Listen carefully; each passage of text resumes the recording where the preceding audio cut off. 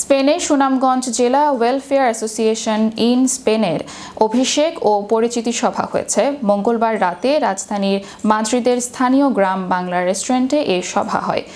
সংগঠনের সভাপতি হাফিজ আবু তাহের মিসবার সভাপতিত্বে এবং সাধারণ সম্পাদক রায়হান আহমেদের সঞ্চালনায় অভিষেক অনুষ্ঠানে প্রধান অতিথির বক্তব্য দেন বাংলাদেশ অ্যাসোসিয়েশন ইন স্পেনের সাবেক সভাপতি জামাল উদ্দিন মনির।